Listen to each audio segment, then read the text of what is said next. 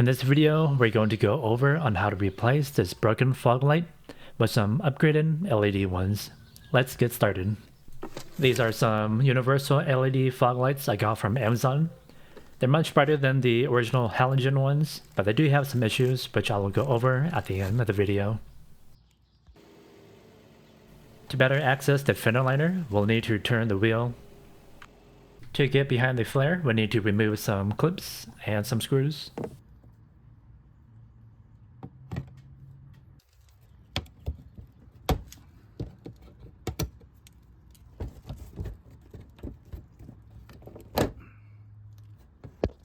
There's also one screw up here.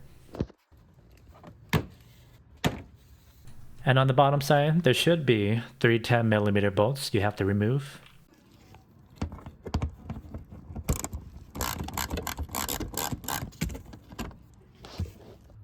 Once those are removed, we can just pull the fender liner back. Next thing to do would be to remove the chrome trim, which is being held on by 3 tabs. All you have to do is push the center tab down.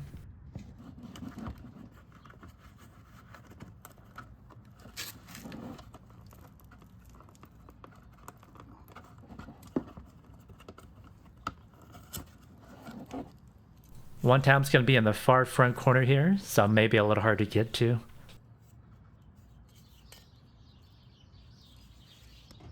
Next would be the bulb. All you have to do is twist the socket out of its place.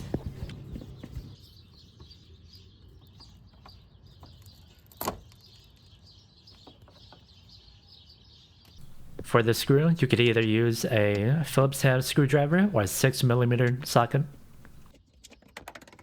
And lastly, it's being held on by this lower tab.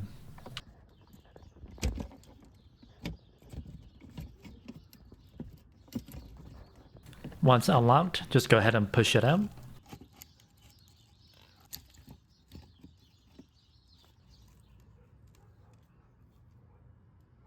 First, before we put everything together, we need to do a quick test fit. And we're already having an issue here. Pause it here and let me know what you think it is. If you guessed that the wires were backwards, then yes, that is correct. We'll have to repin these. The repinning process was quite simple. Before doing anything, I'm just going to mark where the negative should be. You'll either need a small flathead or a small pick tool. To remove the pin, there's going to be a locking tab that holds the pin in place. Just push back on it, and once you have it unlocked, pull down and it will remove the pin. And then it's going to be the same process for the other side.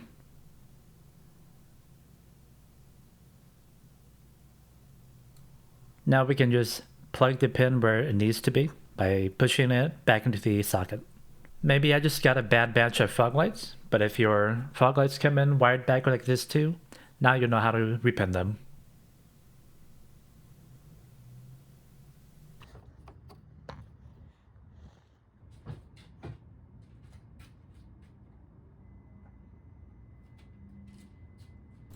Now that we know the fog light's working, we'll go ahead and just put everything together.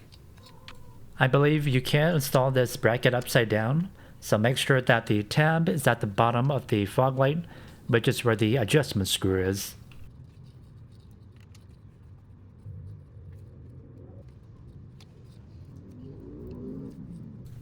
Next, we need to take off the side screws because they're protruding a little too far and it won't let you put the fog light in.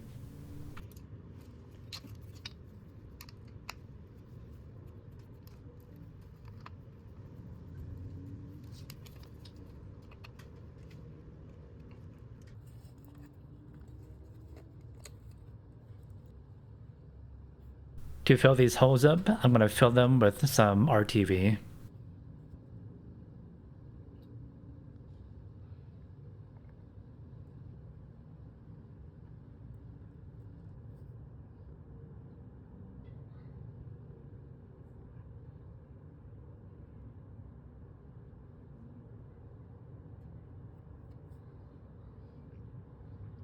After letting the RTV dry for about an hour, we can go ahead and install the fog light.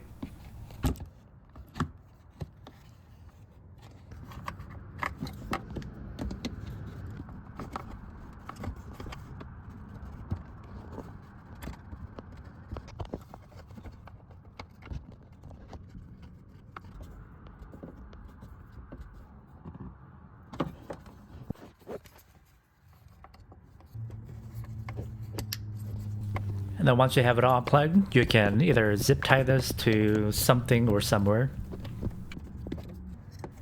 Line up the tabs to install the trim.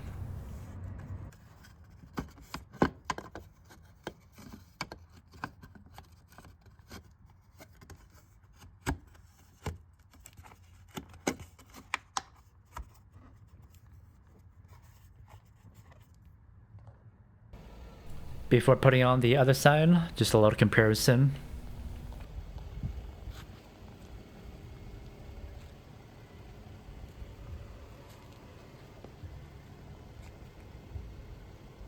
We'll have to adjust the fog lights later, but you can tell on the right hand side that the fog lights is much brighter than my headlights even. And now for the other side.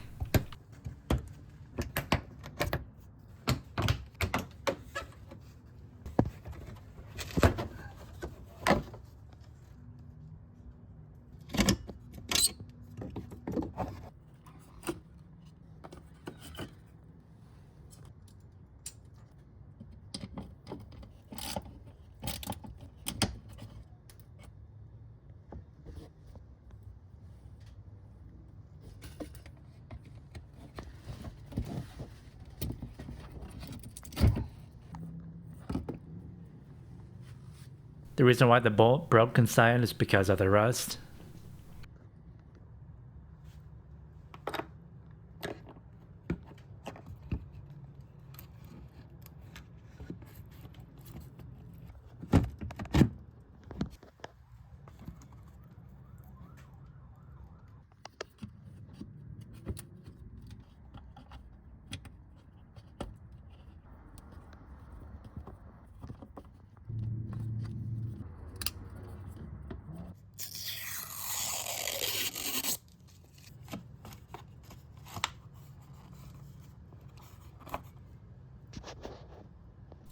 Before you go off driving off somewhere, make sure to adjust the fog light level. At a distance of 10 feet, turn the adjustment screw counterclockwise to lower the levels. I'm sure there's a proper way of adjusting the fog lights, but I usually just adjust them until you can see the separation of the fog lights and the headlight.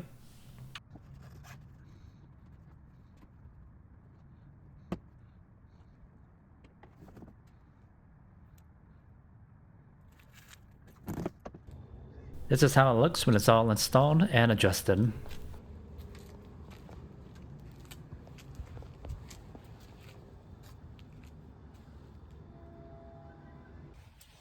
The one little disclaimer that I have on these is that because of the fog light being so much brighter than before, it does cause a lot of reflection because of the chrome trim, and it intensifies even more on rainy days. So if somebody ends up high beaming the heck out of you, this may be the cause.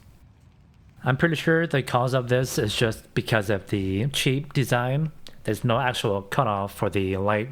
So just be a little cautious when buying cheap parts off Amazon.